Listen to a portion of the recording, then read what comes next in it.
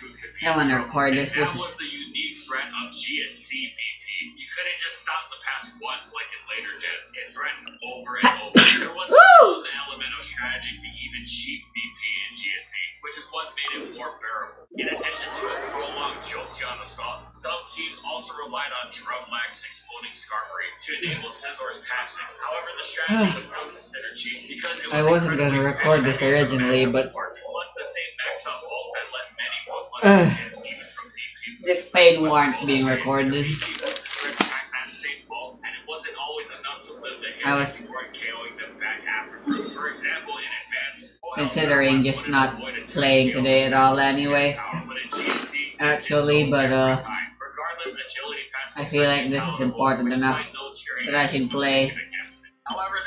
So I may as well record it. And this was considered problematic from a tiering standpoint. Trap pass. Trapping an opponent with Umbreon's Mean Look or Spirigal Spiderweb before baton passing out was as potentially game-ending as it got. It could let Snorlax effortlessly accrue 6 curses and win on the spot. Umbreon had some use in this role on so-called regular teams, since it could still function as an effective piece of their defensive core, but it also fit on the cheap BP teams as well, since it was potentially the best enabler they could have. It could also cheese phasing attempts with Confuse Ring. You could throw Skarmory into it, and with bad confusion luck, Umbreon would pass to an electric type, which would collect the free KO and leave Umbreon free for its trap pass later. What made this even worse was that you didn't know what Umbreon was running when it came in, and unlike most other Pokemon whose sets you couldn't immediately reasonably guess, especially with the lack of team preview, this guesswork had too high of a chance to instantly end the game, which is generally a good sign of something being uncompetitive. Smeargle and its endless move pool, even with the sleep trap ban that prevented it from running Spore and Spiderweb on the same set, was similarly unpredictable and dangerous. This is what recently led the GSC player base to deem that strategy uncompetitive, since there was no reasonable way to know what sets the Pokemon ran, and the reward for doing so was disproportionately high, especially for something that didn't require skill, just matchup. As such, even GSC, which for the longest time was the only gen with no BP bans, has finally joined literally every other gen in having the move at least neutered in some form, as Mean Look and Spiderweb can no longer be used in conjunction with Baton Pass.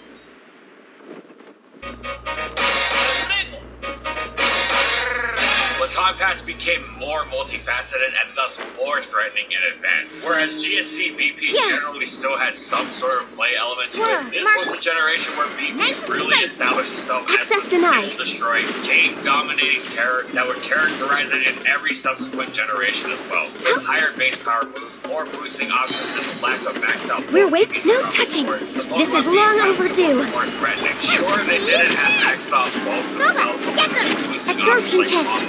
Their defenses. They didn't need it as much. Furthermore, it was easier to set up extended BP chains now. Number 1, phasing moves were not as mandatory or popular as they had been before. And number 2, tactics like Ingrain could stifle Roar and Whirlwind, while Soundproof blocked Roar and Parasong.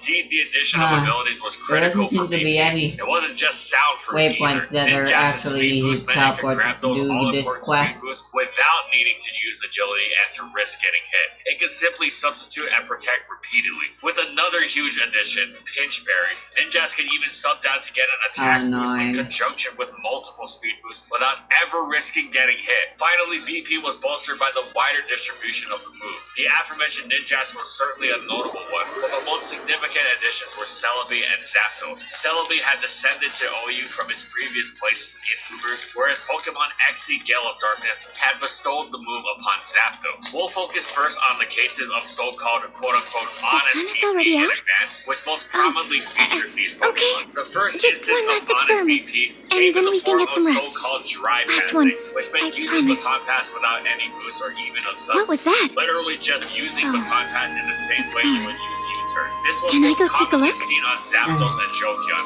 as they were the most I really was directly expecting offensively the dangerous desert to Pokemon, have a thanks heat to their mechanic combination of great speed and ferocious stat Thunderbolt. and a Thus, they were cooling most mechanic able to exploit depending the on the defensive weather. switches they forced Nope. by scouting them. You can Another explore it underrated just application of fine this without technique was any that one couldn't double switch special against it. For instance, gimmicks. if one had Zapdos against Tyranitar, and the Because the pose Zapdos is didn't have fine. Baton Pass, then the Tyranitar user, knowing I Zapdos just would need a switch moment out, to quickly switch take down itself some to get a notes. leg up on the Tyranitar answer coming in. However, you couldn't do this against Zapdos packing Baton Pass, because if you switched, the Zapdos user would know before choosing their next Pokemon, and could thus act accordingly. Jolteon also had another benefit for Baton Pass, as it allowed it to escape Dugtrail's arena trap in early game scenarios where Dugtrail was at full health, and thus out of KO range for Jolteon's hidden power. Of course, though Zapdos and Jolteon were the most common dry passers, Celebi also used it to great effect, and so did the occasional offensive Vaporeon, one of its biggest advantages over fellow offensive water types. In a similar vein, all these same pokes can sub-pass effectively, potentially choosing partners which could maintain the sub on a switch-in, and thus making them infinitely more threatening. Celebi and Vaporeon's 101 HP substitutes meant that substitutes wouldn't break in the face of Blissey's Siphon Toss, which was incredible to safely get a partner like Tyranitar or Dugtrio in against it safely, while Zapdos and Jolteon used their teammates in playoff freezes, such as safely passing against the Snorlax or Reggie. Animal test Something 6308. Vaporeon Stay excelled clear. at as well. The other Absorption common test. honest form of passing was Celebi's stat passing with either Calm Mind or Swords Dance, both of which it excelled at. SD Pass was a bit more specific, Because since it a was lot will only have to really wait a useful little on longer. Magneton physical offense teams, but the potential rewards were huge. Little was more devastating than sending +2 attack to agility metagrowth. Meanwhile, Calm Mind Pass had all sorts of applications, as in addition to the increased offensive threat of its recipients, the greater resilience in the face of special attacks was much appreciated as well. For instance, a Calm Mind Pass Tyranitar was able to devour Hydro Pumps that were otherwise doused and strike back with threatened special moves. Calm Mind Pass Celebi could and did pair with Baton Pass Zapdos. Not only was passing Calm Mind to Zapdos absolutely terrifying in and of itself, as Zapdos sometimes accentuated this by running I doubt I'll be agility, getting making Milo itself regardless of even what she more does. dangerous, while also being able to pass speed to teammates, which had benefits like making teammates such as What? Metagross no longer vulnerable to Dugtrio. Celebi and Zapdos were often able to keep mini chains going, passing both boosts and creating superpowered teammates. However, even something like a Calm Mind and Agility Pass Pokemon like Jirachi wasn't exactly broken. Sometimes offensive Baton Pass Vaporeon even joined in the fun, providing a ferocious offensive threat that was an excellent recipient of both Agility and Baton Pass, while potentially even adding 101 HP substitutes to the mix, and still being a great standalone Pokemon at that. The aforementioned SD passing Celebi brings to mind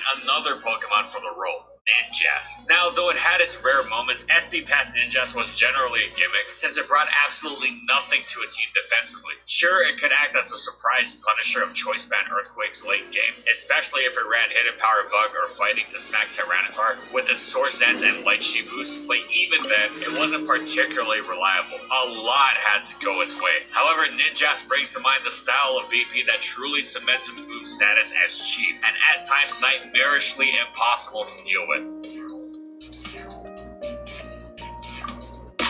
The full chain, which refers to a team of 6 Baton Pass users, 5 of them committing to a boost repeatedly and passing the boost between each other until they can pass to Zapdos and Medicham, who in their super boosted state will easily win the game. Zapdos and Okay, that's the Medicham game also Eco pack Baton plays. boost themselves, so they can easily pass back to one of their teammates to accrue more boosts if needed. We cover this in lengthy detail in our Ninjask video, but in summary, full chains require speed boost. This allows them to get up substitute, boost their defenses, and BP to a counter regardless of what the opponent has on the field. For example, if the opponent has a Heracross out against Vaporeon, boost defense. If the opponent switches to Zapdos, Baton Pass to Calm Mind Celebi. Rinse and repeat as the opponent flails helplessly, eventually not even being able to win with a crit since it will just thud against a substitute. In order to safely sub-boost and pass in front of whatever your opponent brings in, you had to be faster, and it was incredibly easy to supply all the speed boosts in the world with Ninjask. What about anti-BP methods? Well, those helped, but certainly weren't guaranteed.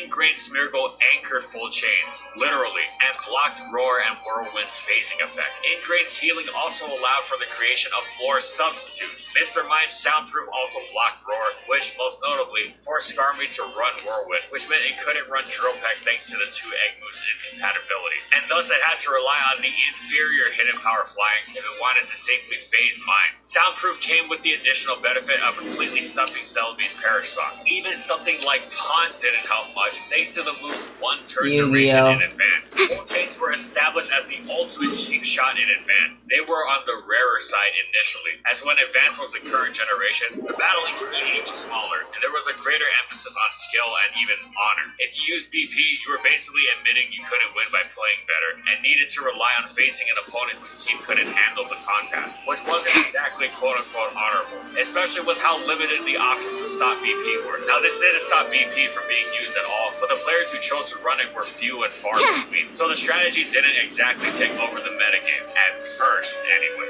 And Full Chains weren't the only kinds of cheap Baton Pass in advance either. Belly Drum, Select, Berry Pass, Smeargle was a different kind of extreme. Thanks to Spore, you weren't necessarily safe even if you had a phaser. Plus, even if you had two, then Smeargle would simply pass to Cradilly, whose suction cups blocked all phasing. Yeah, that's right, Drum Pass Smeargle allowed Cradilly to sweep entire OU teams. Refer to our Cradilly video for more information. More commonly though, Smeargle passed the Choice Band Metagross, whose Meteor Mash destroyed everything in the game. The final form of cheap BP in advance was Trap Pass. Umbreon returned and its newfound access to Taunt made it incredibly dangerous. If it successfully got the Trap Pass off, that was likely game over then and there. It passed the Taunt Dragon Dance Tyranitar or Combine Suicune or Crush Snorlax would each boost to a +6 and that be that. However, Umbreon was incredibly difficult to fit on teams, so it was rare, but it killed Skull. Those teams feared nothing more. As a result of the advanced metagame and community's increase in player base and modernized influence from newer generations, which included a decreased emphasis on honor, BP began seeing more usage in tournaments and thus received tiering action many times over the years. Players wanted to preserve BP in some form, as the honest strategies were integral parts of the metagame, and thus they tried to limit it, axing its problematic elements. However, even in limited guises, BP repeatedly proved problematic. The first ban was Ingrain on Smeargle, since BP teams without it were generally seen as far more flawed. But BP teams' continuous use proved that it wasn't just about whether the BP team could stop the phase or not. The fact that teams without a phasing move were at such a complete risk of helplessly being annihilated was unreasonable. Next, a leaf was taken out of the old school German player base's book. They had been amongst the best players when Advance was the current gen, and recognizing BP teams' potential to ruin the game, played with a limit of 2 BP users per team. This set the precedent for this next ban, which limited BP to 3 users per team. That wasn't enough either. Eventually, Smeargle was banned from using Baton Pass entirely. However, despite all these limitations, Baton Pass continued to prove itself a toxic presence. Eventually, a new complex ban was enacted. The 3 Baton Pass limit was lifted, as was the ban on Smeargle using Baton Pass. Instead, only 1 Pokemon per team could pass stats, and it couldn't pass more than 1 stat boosting method. For example, a team could have 6 Baton Pass users, but only one of those Baton Pass users could pass any sort of stats. Let's say Combine Celebi, since that's one move. The Combine Celebi can't even hold a Pinch Berry either. That would be a different form of stat passing, and thus not allowed. However, even this wasn't enough. For the effortless stifling of Roar, Mr. Mime and then the soundproof ability were banned, which still effectively meant Mr. Mime became an Uber in Generation 3. What an insane thought, but it's true. It joined the ranks of Cacturne and even Cacnea in that regard. So in conclusion, after years and years of wreaking destruction, Baton Pass has finally been removed of all its toxic elements. It has taken with it several unfortunate pieces of collateral, most notably teams that use both Agility Baton Pass Zapdos and Combine Baton Pass Celebi. But the player base generally agrees that this was a necessary evil. Gen 3 was, in all likelihood, the most chaotic generation as far as Baton Pass goes, simply because the player base wanted to preserve its positive elements. But it kept proving itself broken even after being limited a million times. Baton Pass also featured to obscene effect in Generation 3 Ubers. Phasing moves weren't that common, and even those few that did were stifled by Smeargle's Ingrain. The negative effect that Smeargle, Ninjask, Vaporeon, and friends had on the tier, super boosting the most powerful Pokemon in Ubers, was as unstoppable a strategy as possible. As a result, Baton Pass was actually limited in Gen 3 Ubers too, as they may only run 1 Baton Pass Pokemon per team.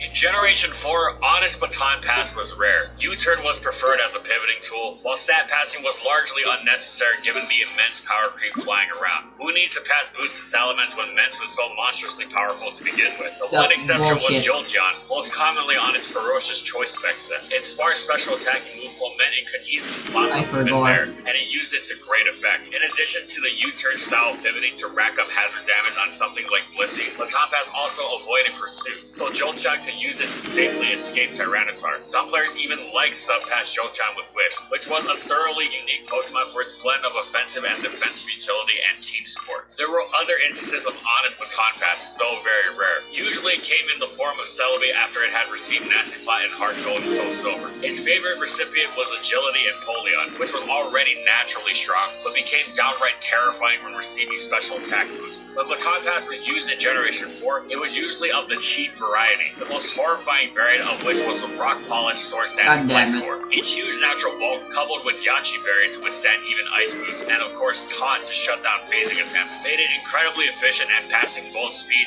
and attack boosts, especially since it was supported further by Light Clay extended dual screens that let it survive even explosions. Gliscor withstood its boost to a Lungberry Metagross with 4 attacks, and that was perhaps the most instant game ender in the tier. Gliscor passed one of the most loathed, reviled, despised, abhorred playstyles in the tier. For a long time, nothing would get you more ridiculed than this strategy. It was hardly even a dice roll either. A huge part of the problem, as has been true of problematic Pokemon throughout the ages, was that it was too reliable, and as players explored it more, they optimized it to ridiculous levels. Eventually, Gliscor Pass even featured Gligar alongside it, as a second way of passing attack and speed boost to another sweeper, should the first try fail. There was no method of quote-unquote outplaying the strategy. Everyone who realized they were facing it exhausted every possible option before realizing they were going to be bulldozed with nothing they could do about it. To make matters worse, the screen setter on Gliscor Pass team was Azo, which didn't exactly give away what style of team you were facing, even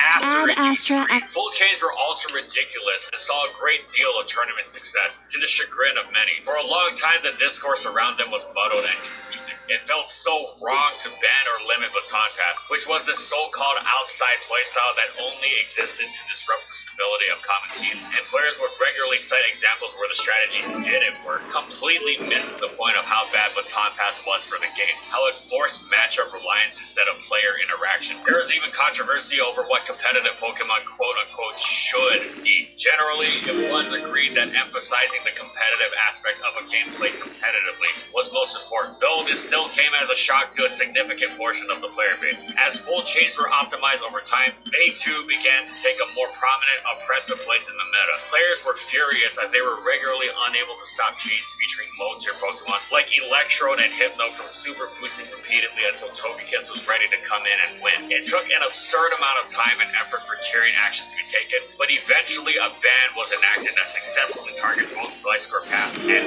full chains. Teams were limited to one Baton Pass user per team, and that Baton Passer couldn't pass both speed and another stat. Problem solved. All seemed well, and it was, until Ninjask reared its head again. Its effortless speed passing proved destructive against teams lacking phasers, which were many, and when passing speed to threats as destructive and game-ending as Source as Marowak and Belly Drum Poliwrath, the true problem was clear. Some Pokemon weren't meant to have certain stats boosted. Baton Pass threw this balance out of whack, and as a result, Baton Pass was banned from Generation 4 OU in its entirety. Fun fact, imagine Gliscor Pass, but instead of Gliscor, it's Mew. Yeah, that happens in Diamond and Pro Movers, and many players consider it a blight on an otherwise balanced metagame. This strategy is considered cheap, dishonorable, unfair, a whole host of negative adjectives, and that's because when Mewtwo sets up screens and Mew effortlessly boosts with either Nasty Plot or Source Dance before sending the boost off to Dialga or Groudon, well, good night.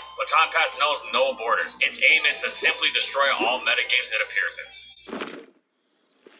Generation 5 came around and full chains were terrifying again, and Team Preview did very little to help. It's not like you didn't instantly know you were facing Baton Pass most of the time in previous gens by the sight of a Ninjask lead. Also, forget phasing, because the new endgame sweeping recipient on such squads was Magic Bounce Espeon, whose super boosted stored power performed astonishing feats like cleanly one-hit KOing specially defensive Jirachi throughout the quadruple resist. Additionally, there was a new form of quick auto-win pass-around, Shell Smash, cast by Gorebyss on a hunt tilt to threats like Nidoking to obscene destructive effect. In most cases, Baton Pass was equated with these cheesy, game-ruining strategies. Just like in Generation 4, Power Creep ensured you didn't have to Pass boost for your offensive threats to become dangerous. The likes of Terrakion and Latios were instant KO machines already. However, there was one common form of honest BP around, and it wasn't even to pass any boost. Especially defensive Celebi was a metagame staple to withstand a million different things, mainly rain. Its initial set used Parasong to stifle Calm Mind Reuniclus, and it used U-turn alongside the move. The strategy was that Parasong would force the opponent to switch, and U-turn would scout that switch effectively. Eventually, with Reuniclus falling out of favor, Celebi stopped needing to run Parasong and began running Baton Pass as its switch move instead. It couldn't do this before, as otherwise it Baton Passed its own Parasong count to its teammates switching in. However, now it can run Baton Pass to safely escape Choice Band Tyranitar's devastating pursuit, which was critical given how many teams relied on Choice Band Tyranitar to remove Celebi for the benefit of offensive Pokemon like Keldeo, Landorus Incarnate, and Breloom. Eventually, rain teams using Celebi realized that if it was going to be using Baton Pass anyway, they may as well see if it could pass boost. And indeed, Nasty Plot Celebi passing to Agility Thunderous Therian or Scarf Keldeo was devastating. It completely turned the tables on teams that expected Celebi to be a passive blob, and thus tried to take advantage of it with Ferrothorn or Fortress. If that happened, Celebi would boost his pass and the game was probably over. After the strategy became popular, Celebi was treated with a lot more respect when it appeared on Rain Team. There were other rare instances of honest BP, mostly Celebi, Gliscor, and even Mienshao capitalizing on force switches, set up and pass substitutes. Once or twice, there were even sightings of Sun teams using an incredibly gimmicky yet potentially absurdly dangerous strategy. Swords Dance Sawsbuck Baton passing his boost to Scarf Darmanitan, which was as hilarious as it was overkill. However, none of these strategies really occupied true places in the metagame, especially not the Sawsbuck example. Even the more consistent ones, the Subpassers, were rare offbeat strategies. Once again, it took a lot of time and haggling to take any sort of action against the negative aspects of BP. Eventually, I haven't been out in a while. The one Baton Pass user, which couldn't pass both speed and another stat, was enacted. In fact, it was implemented years before Diamond and Pearls was. We're just going in generational order. Anyway, Smash Pass was killed, full chains were killed, and Baton Pass existing in this new, neuter form solved the problem from the move's toxicity for quite a bit, until players realized that this move still had many dangerous applications that remained legal. Mew became the Baton Pass for choice, as it would do absurd things like pass defense boost to Calm Mind Reuniclus to create the most unbreakable Pokemon ever, or pass multiple attack boosts to Rock Polish Metagross a la DPP. Enough was enough, and Baton Pass was nixed entirely. This was a huge blow to Celebi's place in the metagame, unfortunately, as a big part of what had made it so solid was how it could reliably escape Tyranitar. And finally, once again, Baton Pass featured to heavily negative effect in Boomers. Smash Pass was the most famously controversial and reviled, as Smeargle, Spore, Shell Smash, and Baton Pass the instant game-ending effect with obscene efficiency. Most teams without a Lunberry Tyranitar were immensely vulnerable to Smeargle's antics.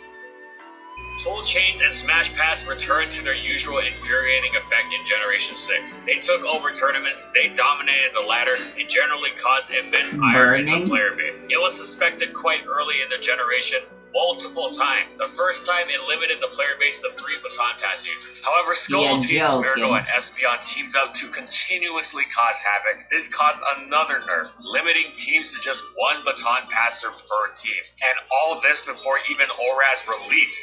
However, BP was just getting started. With support from Dual Screen's Azelf, as well as Priority Tailwind, and Memento support from Whimsicott, Smeargle had an incredibly easy time setting up Geomancy and passing to Espeon. It was so worth going all in on Smeargle getting the pass off that teams didn't just run Whimsicott, but Cottony as well, just to give Smeargle a chance at successfully passing a second time should its first attempt not end in a sweep. This style, in conjunction with classic Smash Pass antics from Gorebyss, meant that auto-win pass strategies were as present and difficult to stop as ever. One couldn't even try to stifle them with Unaware. Espeon's boosted stored power was still too powerful for Unaware Quagstar or Clefable to withstand, while Kieran Black's Terravel ignored Unaware entirely. These strategies weren't too common, as part of their strength was catching opponents off guard, but when they did show up, the results were destructive. There were even instances of Scolipede passing Iron Defense and Speed to Calm Mind Espeon, being enough to end games. It was this last case in particular that spurred action from the player base. The restriction of 1 Baton Pass user per team, and the BPer not being able to pass both Speed and another stat was enacted. Incidentally, it was applied to both ORAS and Black and White at the same time. Anyway, Smash Pass, Geo Pass, and Iron Defense Speed Pass were all removed from the game, and all seemed well, until teams using Speed Pass Scolipede began to appear. As it turned out, passing multiple speed boosts to Pokemon like Tailglow Manaphy and Swordstats Mega Heracross was incredibly unfair. Again, there is a reason some Pokemon do not have the capacity to boost certain stats, and Baton Pass broke this. As a result of these speed passing Scolipede antics, Baton Pass was banned from ORAS as a whole. Finally, in Generation 7, it didn't take forever for action to be taken against Baton Pass. It was so clearly ridiculous that the move itself was banned very early on. Why, you ask? Well, it probably would have happened anyway, given all the player base knew about the absurdity of Geopass. The process was significantly expedited because Necrozma and Magearna were the most unstoppable recipients imaginable. So monstrously obscene that even ardent Baton Pass defenders had a difficult time arguing that they weren't unfair. And as a result, Generation 7 was a pleasantly Baton Pass free generation. Generation 7 may have gotten rid of Baton Pass early on, but Generation 8 one-upped it in this regard. The player base had been through the Baton Pass song and dance too many times by now, and preemptively canned the move, deciding to not waste time on something that would very obviously be broken if it was allowed. And that brings us to our conclusion.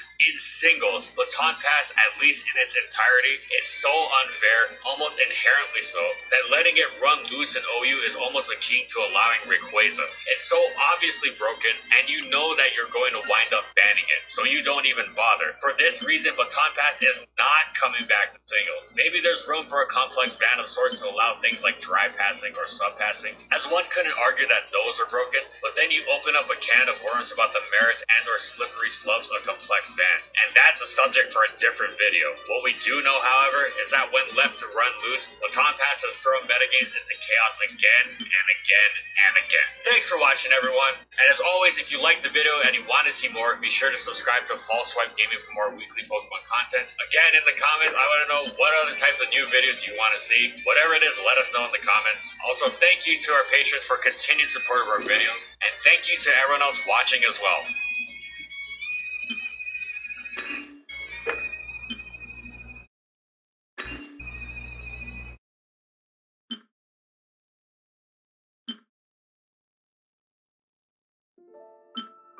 And follow my crew on these social media platforms. And that's all I got. See you next time, everyone.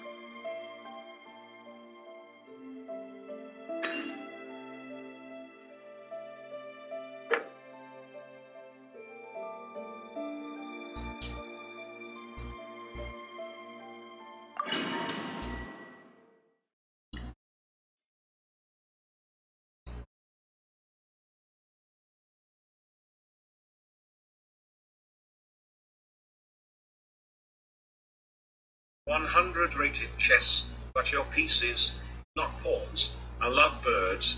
If one piece dies, you must force its partner to also die." The movie of Titanic disagrees with this. But anyway, I guess we can just assume that the same pieces are lovebirds, and the king is obviously paired with the queen, which means if my queen dies, I'll have to let my king be checkmated. D4. Since the pawns are not affected by the challenge, it's absolutely fine to let them die. And as usual, Edward dies first. He's dead. Knight C6. The plan is very simple.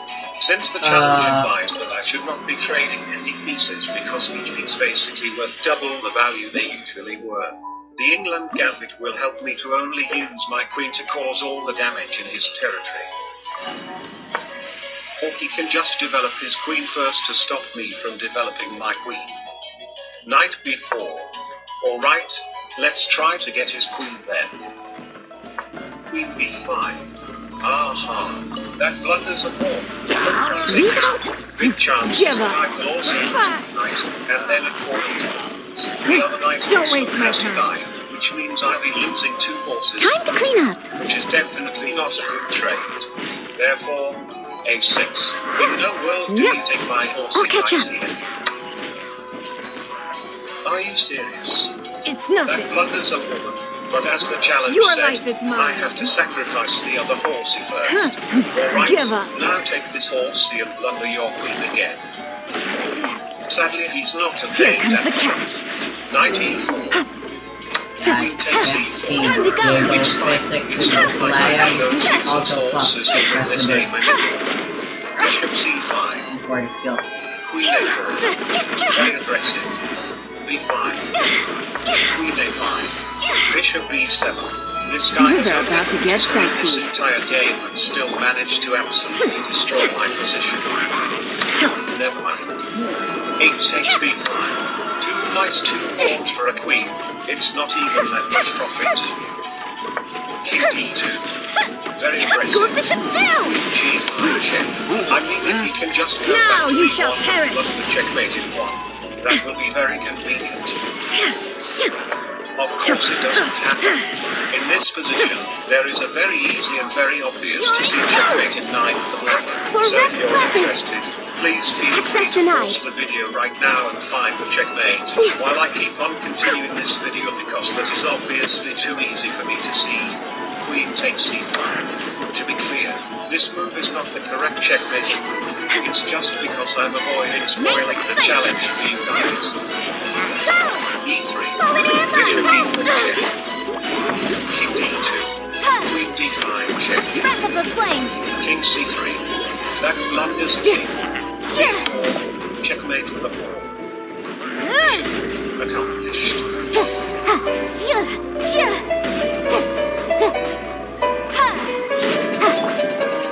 Speed of light.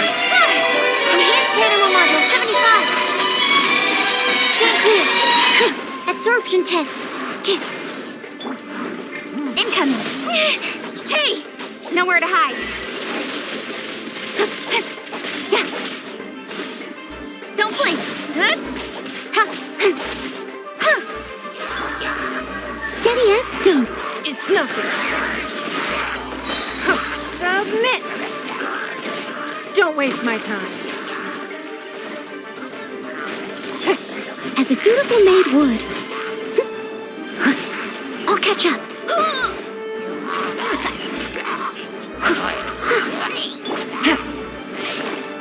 Busted. Here comes the catch. Go! Higher, higher, pants on fire!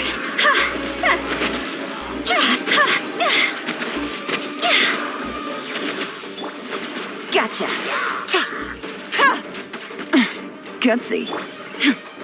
Shine down.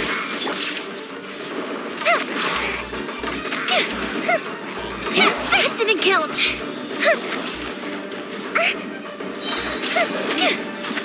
Here come the fireworks.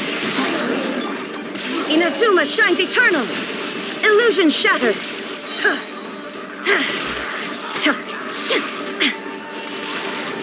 Out of the frying pan, it's blaze over. Hey, How annoying. I couldn't get to max fervor. I'm not trying again.